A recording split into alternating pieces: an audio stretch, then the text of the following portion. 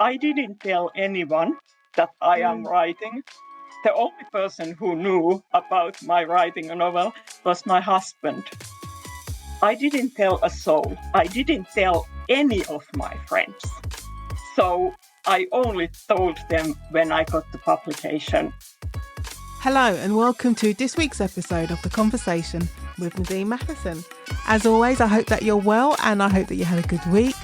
I had a good week. Last week I was teaching the baby lawyers. And if you can hear the joy in my voice, it's because they were so much fun. They were so enthusiastic. And believe me, when you're teaching, having enthusiastic students, half your job is done. So they were an absolute joy. And if they're listening, I wish them all the luck in the world. And secondly, why was last week a good week? Oh, I announced the title of Book 4 in the Inspector Angelica Henley series. Book 4 is called The Shadow Carver and it's out next year. So it'll be out in February 2026. I know, it's quite a while. And I've already had people saying to me, why do I have to wait so long? But believe me, it will be worth it. It will be absolutely worth it. I'm very excited about it. It's crazy to think that I'm actually 4 books in with this series, especially if you've listened to me on this podcast or even if you've read my Substack articles. I didn't even think that I was even going to be writing a series.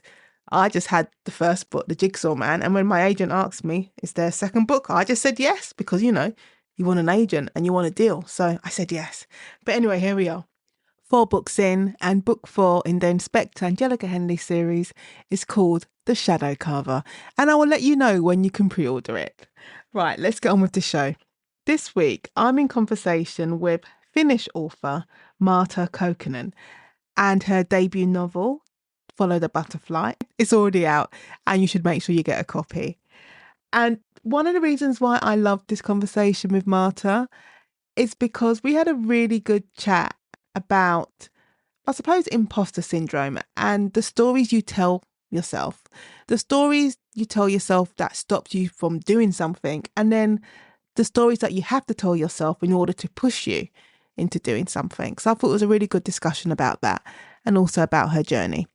So in this week's episode, Martta Kaukoren and I talk about how the strength of her main character's voice forced her to write, when the advice, write what you know, doesn't quite work, and how she believed that she could never be an author. Now, as always, sit back or go for a walk and enjoy the conversation. Martta Kaukoren, welcome to The Conversation. Thank you so much, Nadine. I'm so excited to be here, and thank you so much for having me here. You are extremely welcome. Honestly, she's so excited. If you saw her before we started recording, she was just jumping up and down. I'm still jumping on my chair. All right. So, Martta, my first question for you, right? It's based off the book. So your debut is called Follow the Butterfly. And in the book, we're in the mind of a serial killer. So my question's going to follow, because we're always told, like, the number one advice for writers, especially when they're starting out, is to write what you know. But I'm thinking, you know where I'm going. So we're told to write what we know, but like me, I write about serial killers. I'm not a serial killer. I haven't even met one, as far as I know. So how did you put yourself in the mind of a serial killer? I'm just thinking here, should I tell you all, is any Finnish police officers listening to this podcast of yours? Should I make a full confession of all my crimes? Or should I just say, no, I have invented, everything is only my imagination?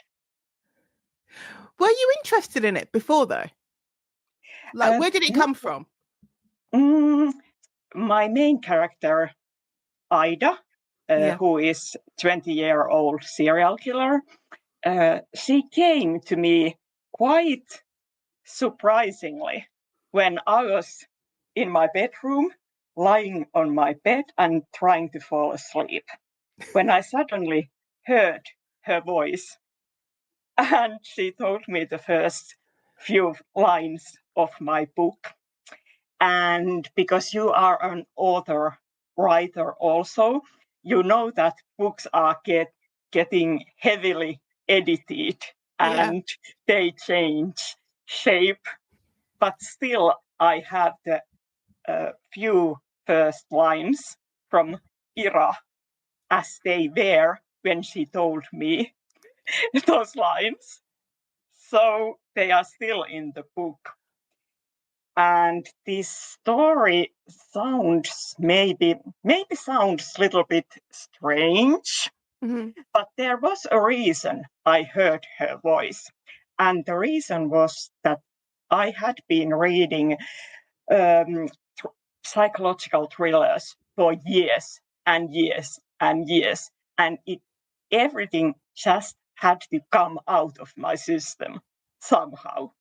And that was the way they, all those psychological thrillers I had read, they came out of my system with these first lines of my book. Because when I was doing my research into you, because I didn't know that you're a film critic, like that's your job. Yeah, yes. So you're a film critic in Finland. And was writing something that you always wanted to do, or was film, has that always been like your first love? I think that every journalist and film critic wants to be a writer, but I'm a realist or even a pessimist.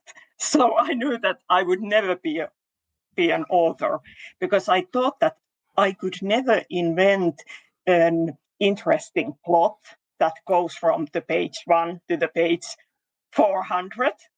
I never couldn't invent characters that feel real. So I always thought that I would never write a book. But then this voice came and I had to do it. So all the years you've been a film critic, all the years you've been working, and even going back to, I say, being a kid, being in school, you never once thought being an author's for me. You just thought I could just never be able to do it. It was my dream in a way, but I always understood that I couldn't do it. I always thought that it was too much hard work for me because writing is hard and writing film criticism is hard. It's hard enough. And compared to these huge books people are writing, my book is 400 pages. So I thought that I couldn't do that. But when I heard the voice, I got up from my bed, dictated those lines on my iPhone, and the next morning I started to write. And I knew that I will write this book. So hold on, right? For these years, no, because I find it fascinating because it all comes down to the stories that we tell ourselves. And you told yourself a story that it's too hard to write a book. And don't get me wrong, I remember like in the early days, I would read a book and I would think, oh my God, I'd love to write a book. And then the next sentence in my head would be, well, how would I get from page 1 to, as you said, page 400? It's like, how am I going to fill out the middle? How am I going to craft a story? How am I going to create interesting characters? All of that can seem my thoughts daunting. Exactly. Yeah. My thoughts exactly. Yeah, so I understand it. But then I find it fascinating that you could be telling yourself all these stories for years, do a completely different career, still in that creative field because you're still writing. But then you hear a voice during the night and then you set up and you record it into you dictate it, and then off you go. And then when I started, it was really, I knew immediately that this will be a book, and it will be a book that I would have myself always wanted to read. That was my goal. I didn't think about any readers or publishing houses, the industry at all. I was thinking about writing a book for myself. I think that's one of the most important things to do in the early Yeah. days, because I can't remember what I was doing. Whether I was listening, I know I was listening to someone yesterday. I was watching a video, and I think it was Harlan. I've forgotten his last name now. Kaukoren. Yeah, him. Yeah. His last Yeah. name got out of my head, and he was talking about writing to trends, because psychological thrillers. There was a time when I say every book was a variation of a girl on something. So it was a girl in a window, a girl on a train, a girl on a bus, and then there'll obviously be a lot of writers who, I need to write a book, and like that. And he was basically saying, yeah, you can write to a trend now, but the fact is, it might take you a year to write the book. And then it's going to take, he was being very generous. It's going to take you another year to get published. I would say it could take you 2 years to get published once you sign with a publisher. So within that trend coming about and you writing the book and it being published, it could be up to 3 years. And by the time your book is on the shelves, that trend has disappeared. So he was saying, don't publish to trends. So just write the story that you want to write, to tell the story that you want to tell. And that's what you did. Yes, that's exactly. I've been thinking those thoughts also, that you have to think about what you like, and if you like something enough, I think that readers will also like the same thing. But my book's first English title, when we were going around and thinking what would we name the book in English, was Butterfly Girl. Who changed? Who changed it? Who changed it to follow the butterfly? It was my agent, who doesn't work as an agent anymore, but she invented this follow the butterfly because she thought that follow is, forceful, imperative. Yeah. So it's better than Butterfly Girl. Weren't you ever surprised? Because as I said, you've been telling yourself this story for years that you can't write. Like, there's no way you can start a book and finish a book and fill those missing pages in between.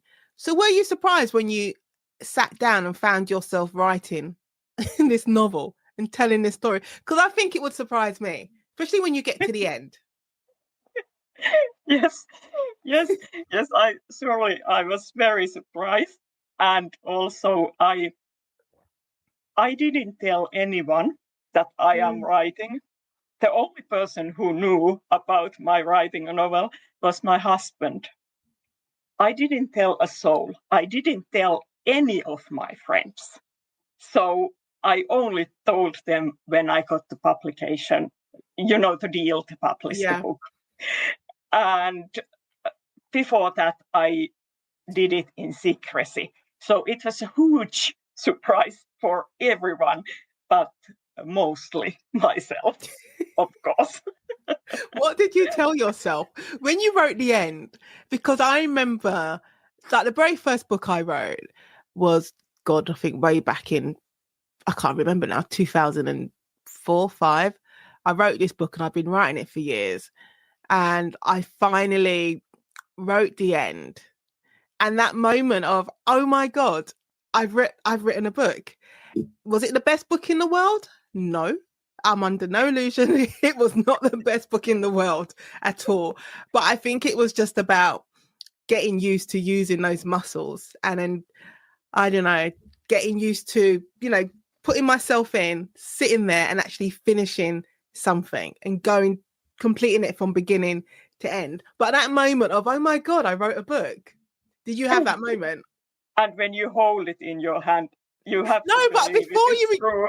Yeah, but before you even get there, before you even get to, doing your unboxing video, when you've just written those last words on the screen, and I said for years you've told yourself, "Oh, I can't do this." So what was that moment like for you? It was a huge moment because it took 4 years to write the novel. 4 years? And 4 years. Because I do it, I was working at I don't work as a film critic anymore. I stopped a year ago. But then I was still working full time and writing on evenings and weekends. So it took 4 years, and I was 45 years old when the book came out. So quite old for a debut author. I'm shaking my head, right? I'm saying no, it's not too old, because I did this, not that I did this thing. On my Substack, I have like another mini podcast called The Pivot. And last week I was talking about, I think, the stories you tell yourself as an author about, you need to find the right space to write your book. You need the right software program, or you need to find, you tell yourself all these little things that you need before you can write your book. Or you're looking at your age and you're saying, you know what, I think I'm too old. And all of that is just a load of nonsense, really, because you're never too old to write a book. Because I mean, even, okay, the book I started writing, which will never see the light of day, so that was like nearly 20 years ago. So, oh God, I would have been 27. I would have been 27. And then my book I self-published, The Sisters, I think I was 39, 38 or 39. And then The Jigsaw Man, when that was published, that was in 2021. So what's that? I can't even count today. So I think I was 44 when The Jigsaw Man was published. You look so much younger than me. I thought that you are at least 15 years younger than me. Not for a long time. My knees hurt and my back hurts. But the point is, I think, we tell ourselves, it all goes down to these, we continuously tell ourselves these stories. We can't write, I'm too old.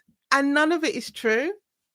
That's why I just have to come back on. Yes, but in my case, the reason was that I have these learning disabilities that when I went to school, I couldn't learn to write or read.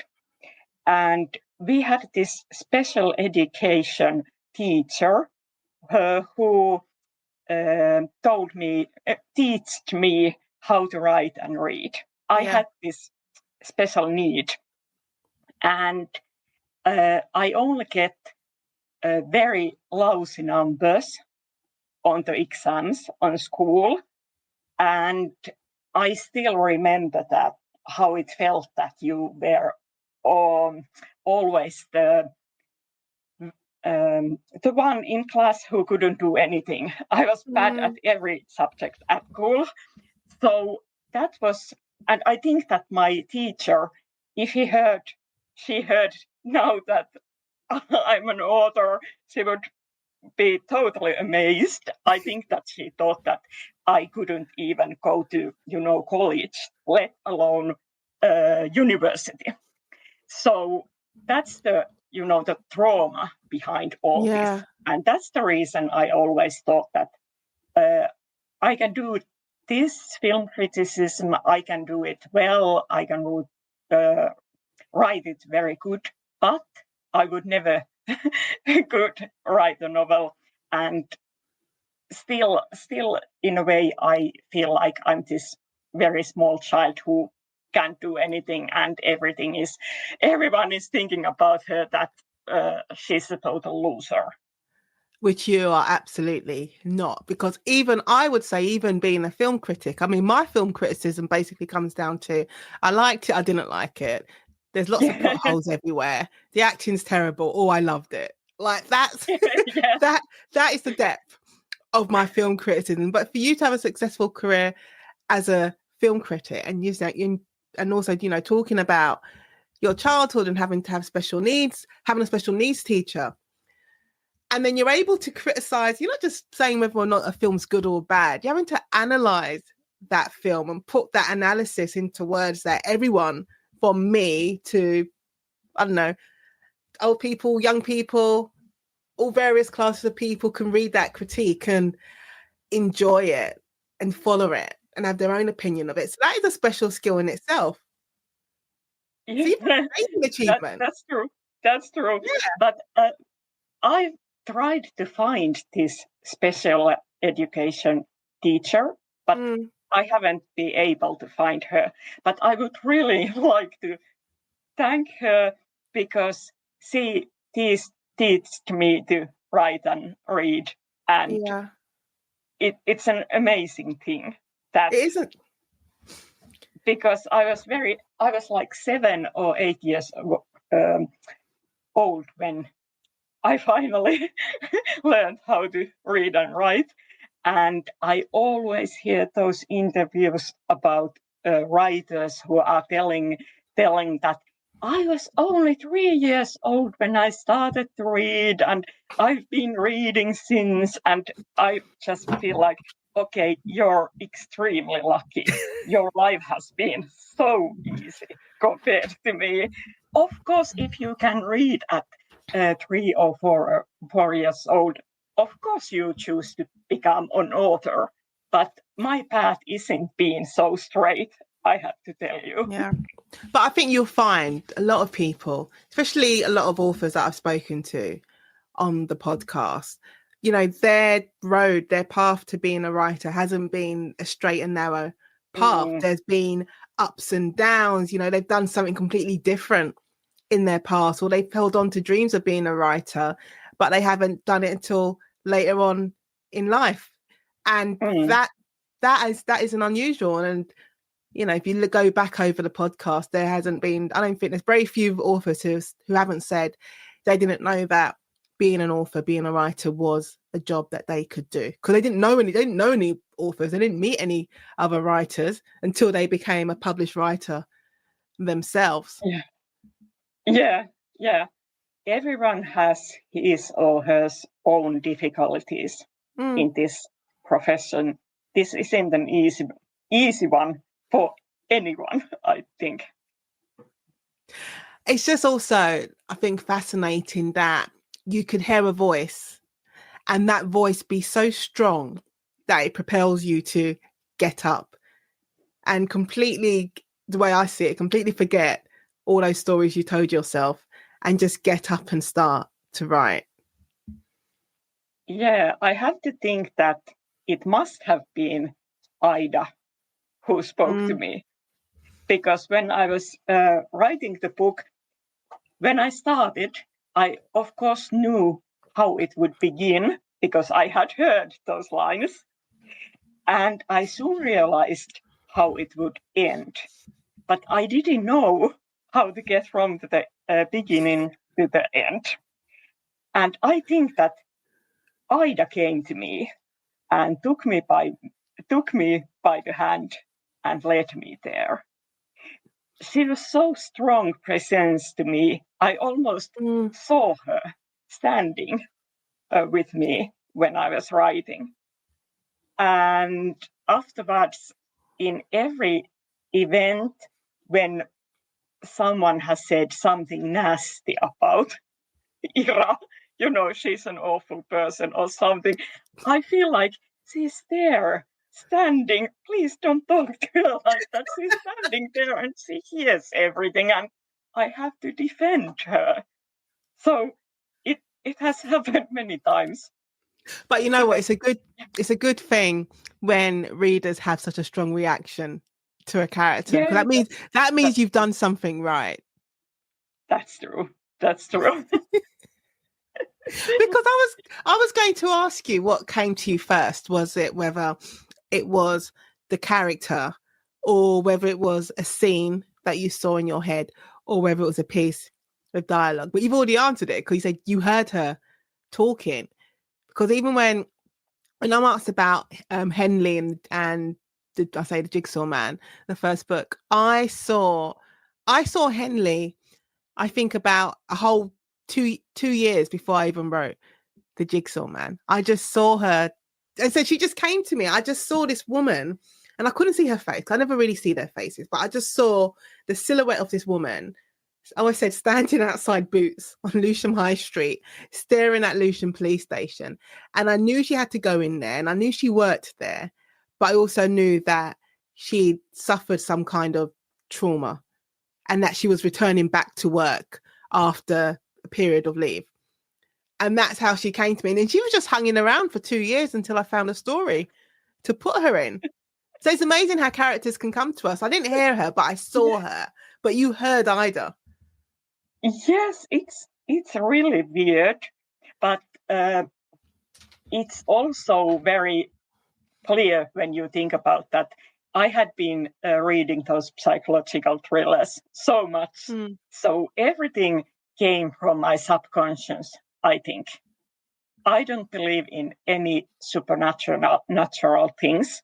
I only believe in subconscious, and everything came from there. You don't have to answer because in Follow the Butterfly, because we got multiple characters. Because we've got Ida, we've got the psychiatrist, and there's another character named we got Clarissa, and because we've got a serial killer going through therapy. I mean, I'm minimizing it, but that is like the basic tagline: "Can you cure a serial killer?" Did you ever have any therapy so you can have that understanding? The interest for this psychology and therapy came from that one of my relatives was a psychologist specializing in children and young adults. And she's already retired because she's so old. But that was the reason I got interested in these things in the first place. And when I was young, I even thought that I could study psychology in university. But then I went to the library and I found the first book you had to read if you wanted to study psychology. And it was like 1,000 pages long. And it was about structure of the brain. So I quickly slipped the book in the bookcase and thought, no, this is not for me. I studied psychology at A level, so from the ages of 16 to 18. And I remember my first psychology class, I was so disappointed because in your head, you're basing your idea of studying psychology on what you've seen on TV and what you've seen in the movies. And I'm not saying I thought I was going to be sitting in a room with Hannibal Lecter, or an equivalent of Hannibal Lecter. But I think I wanted to go straight in at the deep end, analysing people's minds. But no, instead you got to do with all the fearing. You're like, this is just, no. I'm not interested in Pavlov's dogs. It's like, no, I want to do the good bits. Yes, my relative was always saying to me that people want to study psychology and they don't understand. They have to understand maths and statistics also. Yeah, and that stats would have been all for me. No, I couldn't do that. No, the reason why I ask, I said, I know it's a personal question, because in my books, Henley, she has PTSD. And when I first started writing her, I've always been interested in therapy, and I've always been like, oh, I'd like to go to therapy to see what it's like. But I didn't think I had any reason to go to therapy. So everything I learned about PTSD is obviously through my own research, and I put it into the books. But it was only last year, after I was in Grenada and going through the hurricane, and then I came home and I said, I can't be living in the United Kingdom where it rains and it's windy a lot and I'm getting triggered by the rain and the wind. Yeah. I knew I had some form of PTSD from going through that hurricane, and I had therapy. And in going through therapy, it gave me a completely, not a new, but a different perspective on therapy itself and how trauma can impact your characters. I'm so sorry. I have already heard about your everything happened, and I'm so sorry about. It's awful to hear. And it's good that you could get therapy, because in Finland there is a problem that there are enough therapists anymore at the moment. Really? And it's very hard. And even small children who had an awful trauma experiences can't get therapy, or have to wait for months to get to therapy. And that's an awful thing to happen. Yeah. It's strange because you don't think about other places in a sense, because you live here. Well, I live here, and everything's so accessible in a sense. Yeah. So you could go to the NHS doctor and say, I want to have therapy, I need to see a counsellor, and they put you on a waiting list, or you can go on an app. There's so many different ways of accessing it. But isn't Finland supposed to be like one of the happiest places on earth?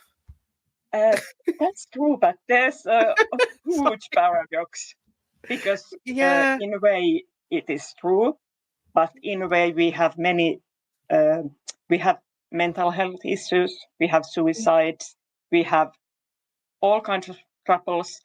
And I always think that Finland is the happiest place for happy people, but not so happy place for poor people, unemployed people, or sick people, etc., etc. Such a good way of looking at it, because I think, people, we can just fall in love with the headlines. It's like life, a lot of things in life. People they don't read beyond the headlines. So they see the headlines and they go, oh, that's amazing. That's a good thing to know. Or that's a terrible thing to know. But they don't read behind that. Yeah. And, it's only now you're saying it. It's like, well, yeah, it may be happy for me, but what about the other person who's going through so much? That happened. It's not happy for an unhappy person. Yes. And of course, because Finland has been the happiest country so long, it has won this title for many years. And every time when it's announced that, okay, we are just the happiest country again, I always think that how it feels for people who are not so happy, poor people, to read from the papers again and again, okay, I'm not happy, I should be happy because I live here in Finland and this is the happiest country. Like, it's always makes you feel even worse if if everyone else has it good and you are the only person who is suffering. So it's the same situation here, I think. I don't know what, I'm not stunned. I am stunned maybe in a little way, because I just never thought of it before. And I say it's a condition of human beings that we can get blinded by the headlines, and we don't look beyond it. And of course, because you haven't been to Finland, have you? No. Of course, you don't know. If you read I have no idea. Of course you think that great, because it's a welfare state. Of course, it's the happiest place. It's so easy to believe in this headline. And I'm saying that it is also true. For some people, it is true. Yeah. But for a lot of people, it won't be. Yeah. There are so many troubles also, but also many good things in Finland, like in any country. So it's, I don't know if I like this whole idea to put countries in an order of which is happiest and which is worse. I don't know what is. It's good for the, it's good for tourism, but yes, I was just going to say that. But I suppose it puts pressure on people, because then I suppose it puts a pressure on you to be something that you're not. Because if you're not happy and bouncing and jumping up and down all the time, but then the newspaper headlines are saying, no, you should be, because you're living in a happy place. It puts the pressure on you. Yes, that's true. And if you're unhappy, it feels even worse if other people are happy around you. So I'm going to ask you a question, right? Because we keep going, we keep going back to Ida. I know I keep saying I'm fascinated by it, but I just think it's just amazing how characters can come to us and how some people can hear a voice. Some people will see a scene. Some people have plotted out a whole book in their head before they've even sat down. So bearing in mind you haven't written anything before, and I'm reading the opening lines from Follow the Butterfly, and it says, so title heading is Ida. That's the chapter heading, Ida. And then it starts, there was too much blood in the room. No, I hadn't covered the walls with Beatles lyrics scrawled in my victim's gore like the Manson family, but there was an enormous stain on the rug. It wasn't heart-shaped, but the kind of stain that anybody taking an ink block test would describe as a butterfly, because they didn't have the guts to say it looked like a vulva. So that's the opening paragraph of Follow the Butterfly. And you're saying it was basically unchanged from how she spoke. And that's Ida speaking to you. So then you just say to yourself, what the hell? Like, what is this? Because it wasn't, hi, I'm Ida. I'm so happy to meet you. Here's a bunch of flowers. She's telling you there's too much blood. Things have gone wrong. There's too much blood. Martta, help me. Okay, I might have been a little bit surprised when this happened. I would have been. But you should really have seen my husband's face when I got up and started to dictate those lines. He was looking at me because he was, of course, besides me on the bed. He was like, okay, here we go again. The poor man. It wasn't even like you wrote it into your phone. You just sat up and started talking about blood, and this man sleeping. Like, what the hell, Martta? Talking about in need of therapy. Listeners, it's time for a very short break. If you're enjoying this conversation with Nadine Matheson and want to help keep the podcast going, why not buy me a cup of coffee? Your support goes such a long way in keeping these conversations flowing. Just check out the link in the show notes. Okay, so when you've written the book, you've finished the book, much to your surprise, you've done the thing. Did you know what you were... I'm trying to find the right way to phrase this, but did you know what you were doing when you sent it out on submission? Did you know what to expect? I hate to say it, but yes, I did. I knew that I would get the publishing deal. It's awful to say this, but... No, I don't think it's awful to say it.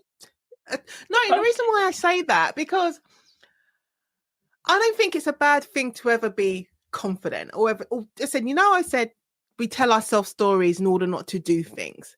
I think there's nothing wrong in telling yourself stories in order to actually do something. Like I always say to the baby lawyers when I'm teaching them, you have to tell yourself a story. You have to tell yourself a story to get into that courtroom for the first time and stand before a judge and make your application. And you have to tell yourself, I am the best. I can do this. I'm the best thing that walked into a room. You have to fool yourself. So I think there's nothing wrong in saying, you know what? No, I knew I would get a deal, because you have to believe it. I thought that I had written the best book for myself, the book that I would love to read.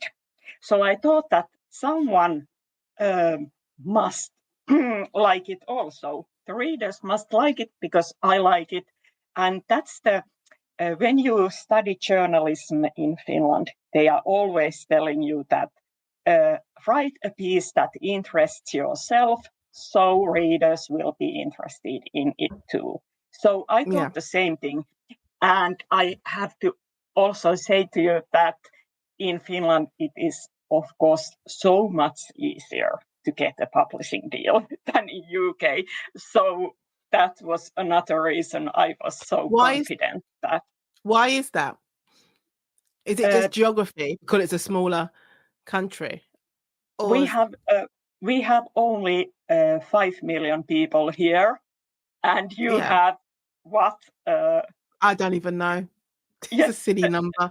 I'll Google. And tens of millions people. Yeah. So that's the difference. So there are just much more less manuscripts going around in Finland, like compared to England. And when you sent it out to agents. How quickly was the turnaround from sending it out to agents and then getting a response saying we want the full manuscript? We have a complete different system in Finland. We don't have any agents for manuscripts in Finnish publishing. And I only got an agent when I wanted to sell my book to the outside world. But in Finland, I just went to a publisher and gave him the script. Really? Yes, we don't have any agents.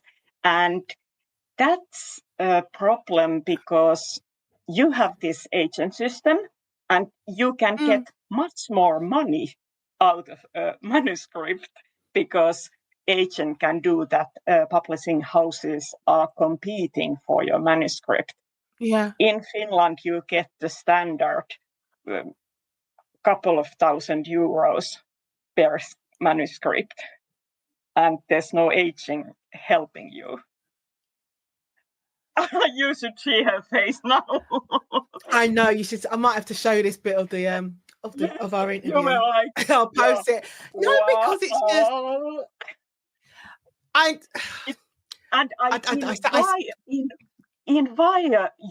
invite your system because you get lots and lots of money. We don't get anything unless we sell something to outside, other countries.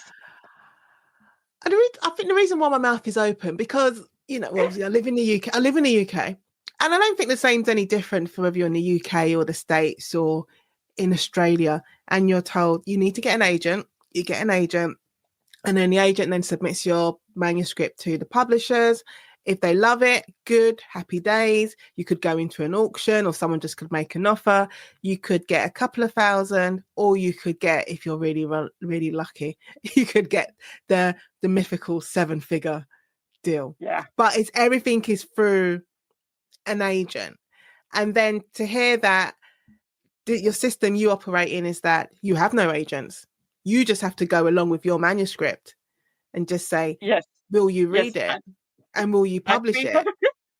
And we have like 2 main publishing houses in Finland. But here's the thing, even though you're a smaller country, because I had to do my Googling and check. So the UK has a population of over 67 million, right? And you said Finland is a small 5 million. So even though you've only got 2 publishers, no agents, there's still these 2 publishers are going to be receiving a large number of manuscripts. Like it wouldn't make a difference if they were in the UK. It's all relative, isn't it? I think that Finnish publishers are having like 300 manuscripts per year. I think this is very, very small number. I think that you must have thousands. Well, easily. I'm sure if I spoke to my agent that he would say he could easily probably receive 300 in a month. I wouldn't be surprised. So, but my novel went to auction only when they sold it to Germany. Right. So did that experience then? Well, first, it's 2 questions. Did that experience surprise you? Because you've had to submit your manuscript to one out of 2 publishers, or maybe you submit it to 2 publishers. And then we go from that to you're now being, and you could tell me if I got the numbers wrong, because they might have gone up. You've been sold in 12 other countries, and now 15. You've been 15. I knew I'd got it wrong. 15 countries, and you've been adapted. Your book has been optioned, so it's going to be turned into a TV show. So I forgot what my other question was now. But one is it a surprise when that happens? But 2, how are you then prepared for that? What do you mean prepare? Like how do you prepare for such a drastic you're just in Finland with your two publishers, and then you go outside Finland and it becomes this, I say, this beast. Yes, it's sure it is. It sure is beast, but you can't really prepare for that at all. It was a huge shock after, everything happening so quickly that Germany wants to buy your manuscript, then your England, America, Audible, and so on. And it's all happened in a couple of months. It was quite, it felt like that I was looking from the outside. It felt that I was looking from the outside, my book, and all those things started to happen, and I didn't realize they were talking about my book or me. It just felt totally surreal even. Yeah. No, I understand that, because, I mean, I've said it loads of times. I should have it written down somewhere. But I always say, what I say in the UK and anywhere else is that you're given all the advice and you can find all the information about how to find an agent and submit to an agent, or even how to self-publish, or even, depending on the publisher, submit directly to a publisher. So there's all the information out there, but there's very little information about what to do and how you can prepare for the moment when your book is submitted to publishers and you may go into an auction, for example, or then production companies, because production companies are seeing, this is what I didn't even understand until it happened to me, as well as your manuscript being sent out to publishers, there are producers also looking at your manuscript. Because when the Jigsaw Man got optioned, I think the Jigsaw Man got optioned, I got signed in March 2019, I think. Yeah, 2019. And the Jigsaw Man got optioned in July 2021. The manuscript hasn't even been edited yet. I haven't even gone. I was still waiting for my edits when I got optioned. And I didn't know that was a possibility, that could be a thing. Yes. And it is surreal. Yeah, you can't prepare for this. No. At the emotional level. You can't think about money, but you can't prepare for this, how you feel about all this happening. No, I say it, and I'm not saying it just to be like, oh, this is what I did. I'm not, I had to go into lawyer mode. I had to put my lawyer hat on, because I couldn't understand it. I couldn't comprehend it on an emotional level.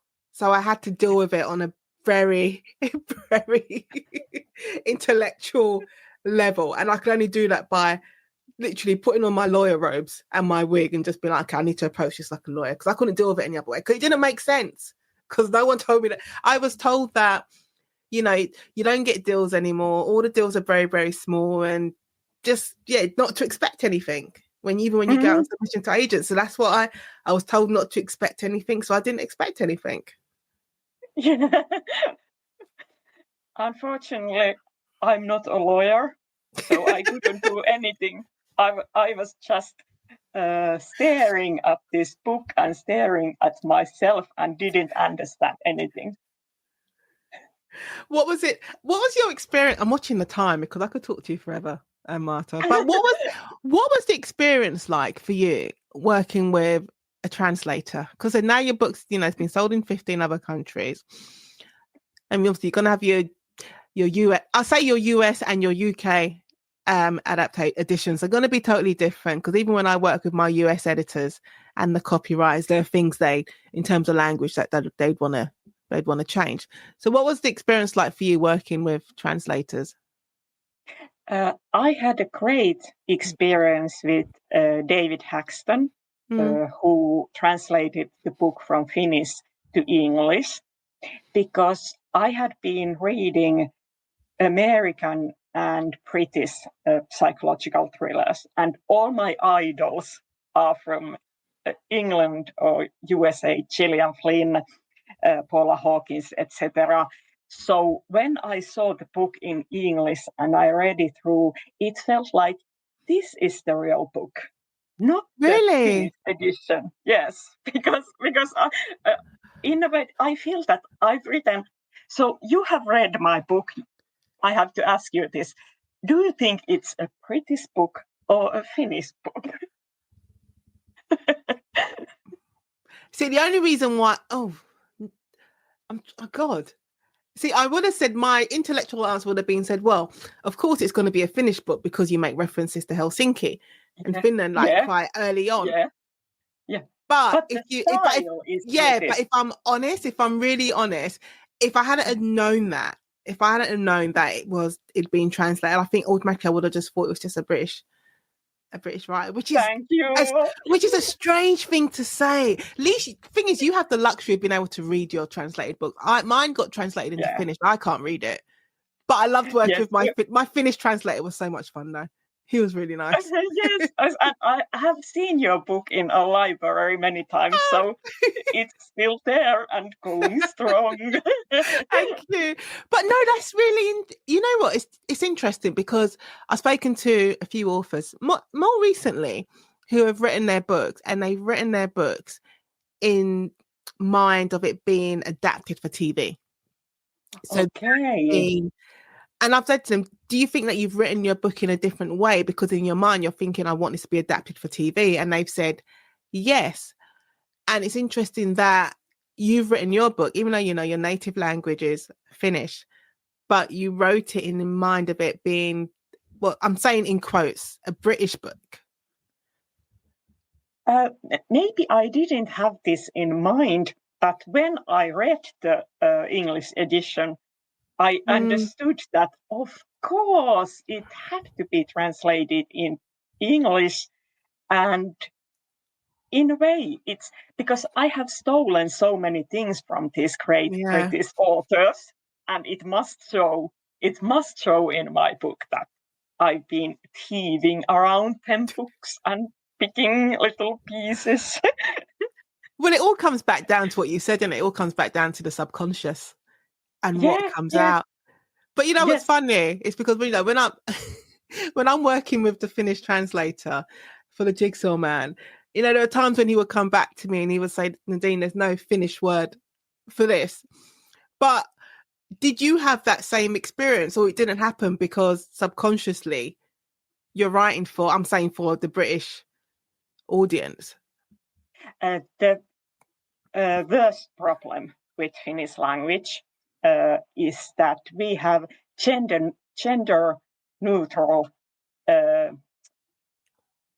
han, which means both she and he. So Oh, that is a real trouble for every English translator, and also the German, because in Germany they have I don't know what, I can't remember now what they are, but they have this she and he, and in Germany they even have gender for every occupation.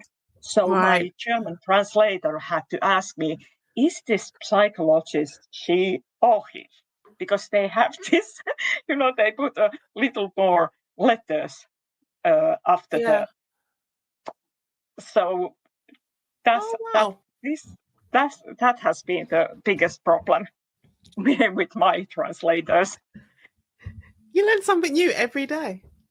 Yeah. What was, Marta, because, you know, I'm watching the time and it's flying by. What was your reaction when you found out that you were being picked, well, not that you're being picked, that you've been selected for the Harrogate New Blood panel, the critics' New Blood panel last year? Okay, I have a confession to make. I'm not Okay. confessing to any I'm all murders here. yet. I'm all here for confessions. Go ahead. Because I heard I was overjoyed that Yeah. I can come to this festival. But you might remember when we met the first time in the Harrogate program launch in London in Yes. May.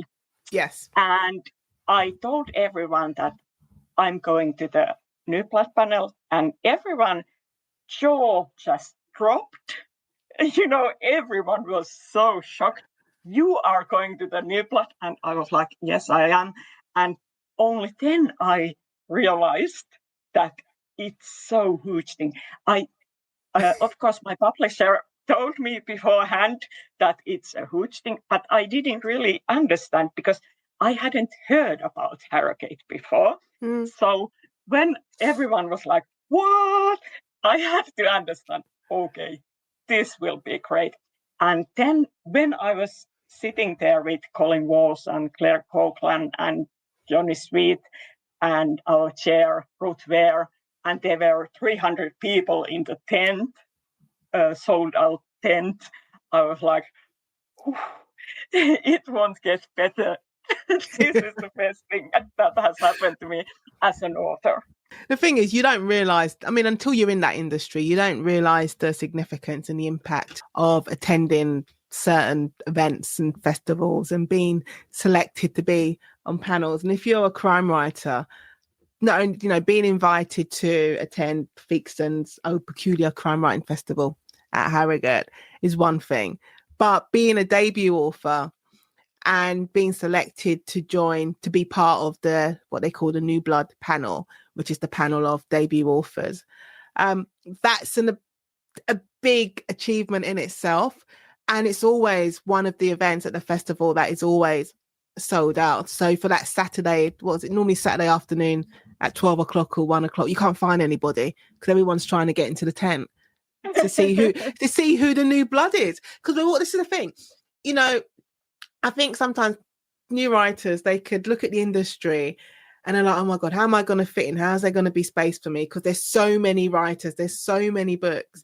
Or they're thinking, it's the same, the same old authors over and over and over again. I'm not interested in anything new. But then you go to an event like Harrogate and you go to the New Blood, or you try and go to the New Blood panel and it's sold out because people are interested in new authors. They are always looking for something different.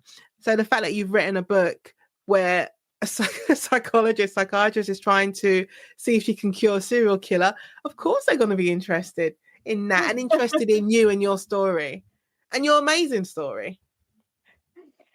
Yes, and I was afraid of this whole panel for months because, as you can already hear, I don't speak very good English, and this is also because of my learning disabilities. I think that I have studied and studied. I have even studied in university, but I still can't. I Martta. have huge problems. So it was so. I was so scared to go on stage there.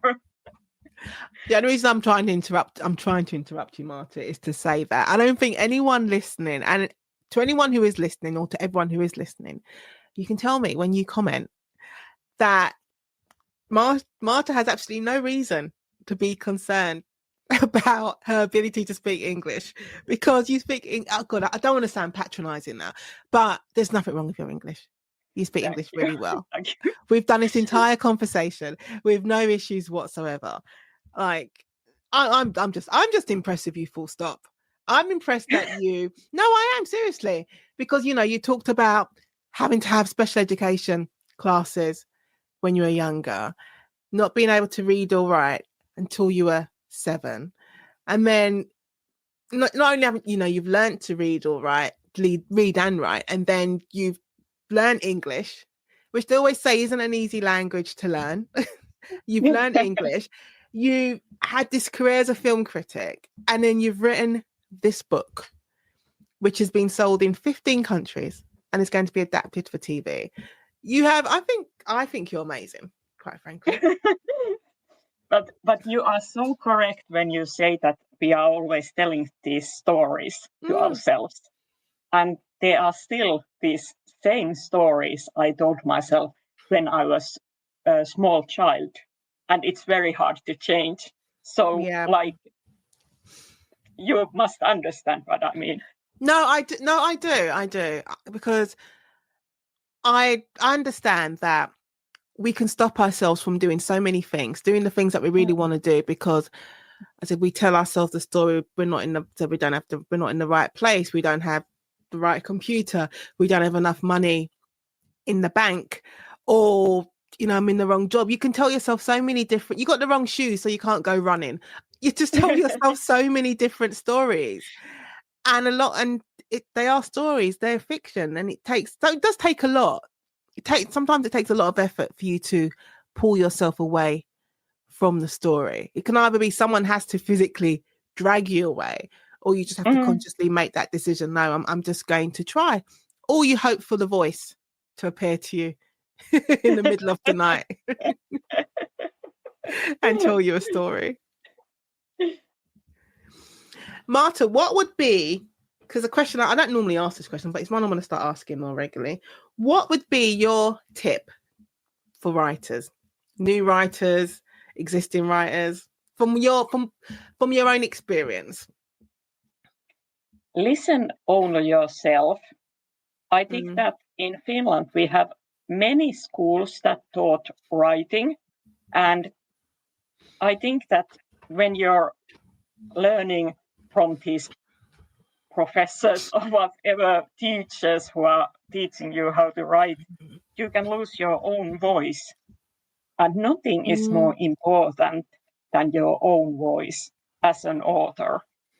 No one would be interested in reading million books written by Gillian Flynn. I would be, but no one else. I just say that it is good that we have many authors who, every one of them writes differently. So there is something for anyone. But if you're, for example, study writing or read books, how to write books, so it's so easy to lose your own voice in the process.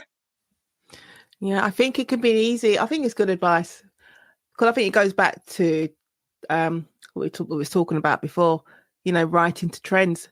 If you're if you're so focused on the trend and what's currently at number one in the Sunday Times or New York Times bestsellers chart, you can lose your own voice by trying to replicate something else. And I think that's completely different to being inspired or being influenced. But if you're trying to replicate something, I don't think it's the right way to go.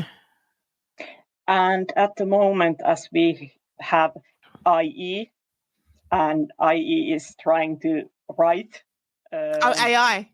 AI, sorry. AI. You said RE, and I was like, religion class, religious education. Sorry. No, I knew what you meant. So we need true voices, because we have these computers writing for us.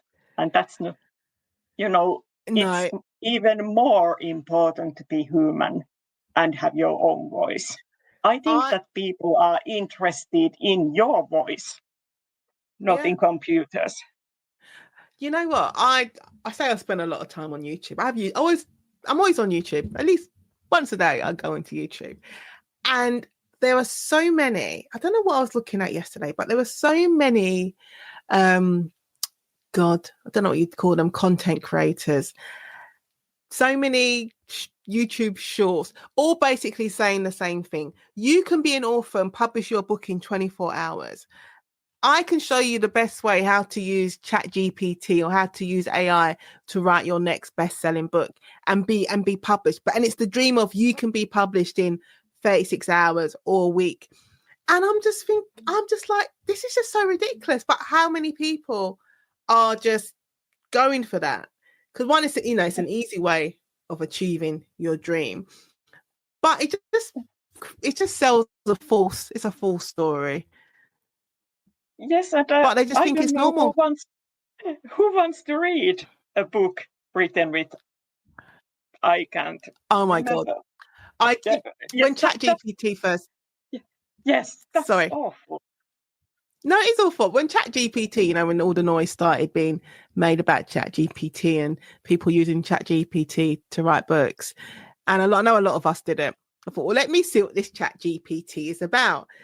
And I did the whole, I want you to write a book based on X, Y, and Z in the style of Nadine Matheson. And it splurges out this thing, and I call it a thing. And I was looking at it going, what on earth is this? It was hysterically bad. But, you know, a lot of people just looking for an easy option. I think that's the problem, is that there are people who, they want, you know, they see the journey, they want to be a writer, and they're looking at the books on the shelves, and all they're seeing is the books on the shelves. I'm not thinking about the work in order to get there, and they want to avoid that. And I suppose they're looking at AI and thinking, well, that's that. It will help me. It's a tool, but you need your voice. You don't need AI's voice. You need your voice. You need Marta's voice, or Ida's voice. Marta. Right, Marta, I'm going to ask you your last 4 questions. So are you ready? Yes. Okay, so are you an introvert or extrovert, or a hybrid of the two? I guess that I'm a hybrid because I enjoy company. When I travel abroad, I always ask my husband to travel with me, but he very, very often doesn't want to come. So I don't ask my friends to come. I go by myself. That makes me a hybrid, maybe. Because, yes, I don't want to make any compromises when I'm abroad. I just want to go to any museums I want to see. And if I had a friend with me, she would be saying, let's go there. And no, I want to go there. And that's the reason I love traveling alone. Okay, so what challenge or experience in your life shaped you the most? When I was born, both me and my mother almost died in the childbirth. And I've been born in the 70s, so this is extremely rare in Finland. It never happened, but sometimes it happens anyway. But when I was born, I couldn't breathe at all, and only thing the doctor knew that I was alive was my pulse. I was nothing more. I was like alive, but not alive, really. And the doctor told my mother that if I survive this, I will get brain damage, but it's also possible that I die. So I survived that, and my mother told me about this when I was very small child. I was in school when she told me the first time, and the second time she told me I was a teenager. And I thought that this is a sign of there is a real reason why I didn't die. There must be a reason I'm still alive, and I have to make something of my life because of this. Of course, as an adult, I understood that this is, new age thinking, and it isn't real at all. There was no reason for this, that I didn't die then. There is no reason I'm alive today. But this experience shaped my life because my mother told me about these things when I was very small. So it affected on my way to think about myself and my life. And it was maybe a good thing I had this reason to live in my teenage years, because teenagers are so destructive often. See, I know you said it's new age thinking, right? I'm all for it though, because I was saying, no, I am, because you're saying that there's a reason why I'm here. There's a reason why I didn't die, even though the doctor said I could have died. There's a reason why I'm here, and it kept you going. So it was a motivator for you. Yes. And it kind of, you know, and I think it just sums up what we've been talking about over this past hour. You know, the stories that we tell ourselves. And you had this story that your mother told you, and you took on that you're here for a reason. There's a reason why. Well, you didn't die as a baby. that you're here. So I'm all for it, basically. That's good that you think so. You can think that way.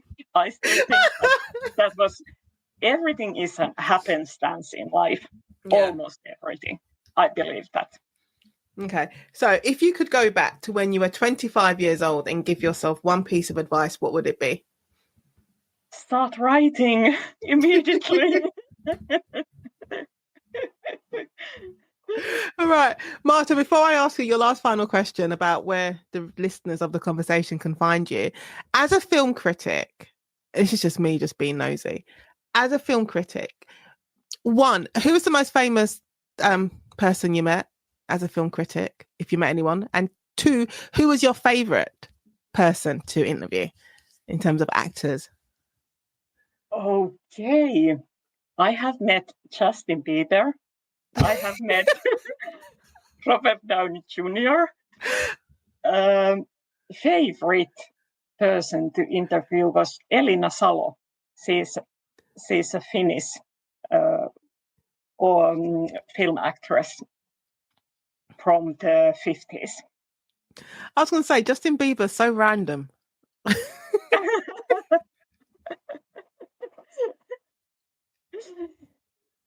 Okay. It always feels so good to name drop. A name drop is good. I'm all for a name drop. Yeah. Okay, and finally, Marta. Oh no! Before we even do that, because we've been talking about Follow the Butterfly all throughout this interview from the very beginning. Can you tell the listeners of the conversation about your debut, Follow the Butterfly, and then also what's coming up for you next? Okay, so Follow the Butterfly tells the story of Ida, 20-year-old serial killer, who realizes that she has murdered so many men that she will get caught. So in Finland, we have this get out of jail free card, known from Monopoly game, that if you are under, mental stress, when you do the murders, you don't go to jail, you go to mental institution. Okay. And so Ida decides go to therapy to get this card, to get the pass for jail and go to mental health institution if she gets caught. That's the premise of the book. I love it. Get a jail card. Serial killer's Monopoly. And what is next for you? What are you working on next? I'm writing the third part of the Follow the Butterfly series already. Oh, you're already on book 3? Sorry? You're already on book 3? Yes, I am. What's book 2 called, and when's book 2 out? I'm not sure, because my British publisher Pushkin Press is going to publish the pocket book version of Follow the Butterfly at 16th of March. Oh, the paperback, yeah. Yeah, paperback comes then, and after that comes the second book, but I don't know yet when it will be published. Do you have a title, though, for the second book? Meet Me in the Darkness. And but how did it feel to write book 2 and book 3 in comparison to book 1? Because they always talk about second book syndrome. So what was the process like for you? It was like there were many problems, but the problems were totally different compared to the first one. Because when you write the first book, you are thinking about, can I get the publishing deal? Does anyone want to read it? Can I do this? I haven't written a book before. Can I do this? But when you write the second and third book, you already know that, yes, I can write a book. So it's much easier. And you, of course, the problems are different because you are thinking about, does this foreign publisher want to buy this book? Yeah. And when you write the first one, you are not thinking about foreign publishers or options or anything like that. You are just thinking, can I do this? Yeah, I always say there's a different pressure on you when you're writing the second, third, fourth. As long as you're in a contract, it's a different pressure. When you're writing that first book, you just said, you're writing that book for yourself. So you may be thinking, oh, will I get an agent? Will I get a publisher? It would be nice for these things to happen. But you're writing that book for yourself. The next books, you're writing for a publisher. You're writing under a contract. Someone is asking for that book and there's a deadline and you're not going to get paid until you deliver. So there's all these things. And then I remember when I was writing the second book, because I was starting to see the reviews for the first book, they were coming through. And then I kept saying to myself, well, can I do this again? Can this second book be as good as the first book? So it's a completely different pressure that is imposed on you when you're writing under contract. Yeah, that's true. And I hate to think that when I'm writing my 10th book or even 12th, and I'm still I don't think it ever goes away. But before I let you go, what was that feeling like when you held your book for the first time in your hands? Oh, it was such a relief, because you realize that it's finally here, it's finished, it's over. It was pure relief for me. I think you've done brilliant. Honestly, I'm so impressed by you. I think you've done brilliantly. You really have. Thank you. So Martta, where can listeners of The Conversation find you online? I'm still on Twitter, and I'm so sorry about that. And I'm on Instagram, Facebook, and LinkedIn. I will put all your social media handles in the show notes, so you'll be able to follow Martta and buy your copy of Follow the Butterfly.